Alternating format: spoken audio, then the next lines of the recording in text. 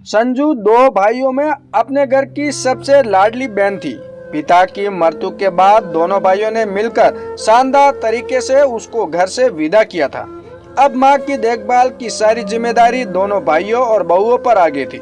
माँ ने एक दिन दोनों बेटों को बुलाकर अपनी दिल की बात बताते हुए कहा, देखो बच्चों, अब मैं बीमार बहुत रहती हूँ, पता नहीं कब साथ साथ छोड़ दे, लिहाजा मैं चाहती हूँ कि अब जमीन जायदाद के हिस्से कर लिए जाए तो बेहतर है। माँ की बात सुनकर दोनों बहुएं भी कमरे में बिस्तर के पास ही बैठ गई। बड़े बेटे ने माँ का हाथ अपने हाथों में लेते हुए कहा, कर लेंगे माँ, ऐसी भी क्या जल्दी है, अभी तो आपको 100 साल से भी अधिक जीना है और फिर हम दोनों भाइयों को जमीन जायदाद के 2 बराबर हिस्से करने में वक्त ही कितना लगेगा, सब कुछ तो आधा आधा बांट ही लेंगे। छोटा बेटा और दोनों बहुएं भी हाँ में हाँ मिलाते हुए ऐसे मुस्कुराई जैसे किसी ने उनके मुंह की बात कह दी हो। पर माँ उदास होगी। उनको मुंह से निकला 2 हिस्से नहीं बेटे, 3 हिस्से होंगे। तेरे पिताजी की आखिरी ख्वाहिश थी कि संजू को भी उसका हक इस पूरी जायदाद में बराबर दिया जाए। माँ की बात सुनकर दोनों बेटे और बहू एक दूसरे का मुंह हैरत से देखने लगे। उनको उम्मीद ही नहीं थी कि ऐसा कुछ भी माँ के मन में चल रहा है। बड़े बेटे की बहू ने कुछ कहने के लिए मुंह खोला ही था कि छोटा बेटा बीच में ही बोल पड़ा, क्या बात कर रही हो माँ, संजू अच्छे खाते पीते परिवार में शादी हुई है, भला उसे क्या जरूरत है जमीन जायदाद की। बड़ा भाई भी उसकी हाँ में हाँ मिलाते हुए बोला, सही कहा भैया, पिताजी ने अपने जीते जी तो कभी इस बात का जिक्र नहीं किया, फिर हमारी पत्नियों को ही कौन सा हिस्सा मिला है, बल्कि उतना दहेज भी नहीं दिया जितना हमने संजू को दिया है। दोनों की बात सुनकर माँ ने कहा, मुझे पता था बेटों की तुम्हारे पिताजी की आखिरी ख्वाहिश पूरी करने में तुम दोनों मेरी मदद नहीं करोगे, इसलिए मैंने आज ही संजू को बुला लिया है, वो बस अभी आती ही होगी। माँ की ये बात सुनकर सभी एक दूसरे का मुंह देखने लगे। दोनों बहुएं गुस्से से लाल हो चुकी थी। तभी दरवाजे पर टैक्सी के रुकने की आवाज आई। संजू अपने 2 बच्चों के साथ घर में प्रवेश हुई। सबसे हालचाल पूछती हुई वो माँ से जाकर लिपट गई। कैसी हो माँ, आज अचानक आपने मुझे कैसे याद किया, सब ठीक तो है?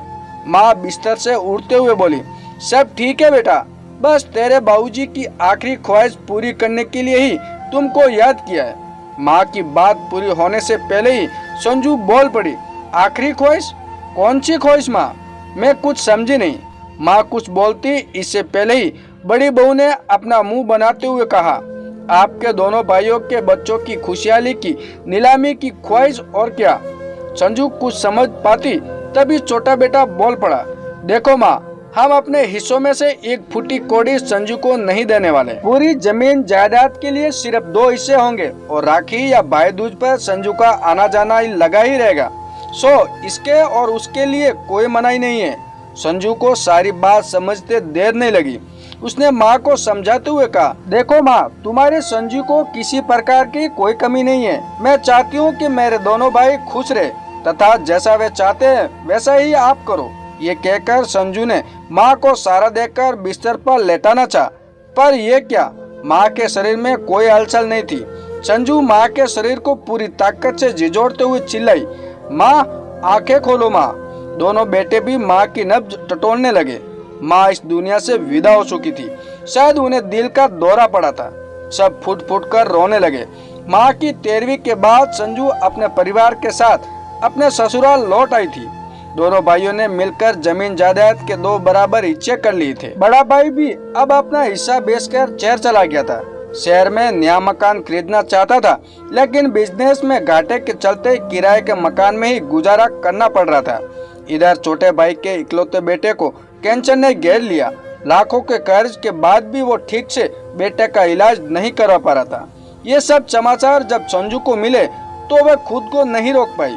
दौड़कर अपने छोटे भाई के पास आई। उसने अपने सोने के कंगन भाई के हाथों में देते हुए कहा, भैया क्या हाल बना रखा है आपने, एक बार तो मुझे याद किया होता। सारी मुसीबतें अकेले झेल रहे हो, इसलिए इन कंगनों को बेचकर चुटकू का इलाज करवाइए, और हाँ, कोई और जरूरत हो तो बताइएगा। आखिर बहन हो आपकी, बस मेरे ससुराल में किसी को मत बताना कि मैंने आपको अपने कंगन दिए, भाभी को भी नहीं। पर संजू की भाभी ने दरवाजे के पीछे से सब कुछ सुन लिया था। वो संजू को गले लगाकर रोए जा रही थी। दोस्तों, ये कहानी आपको कैसी लगी कमेंट करके जरूर बताएं और हमारे चैनल पे नए हो तो हमारे चैनल को सब्सक्राइब कीजिए।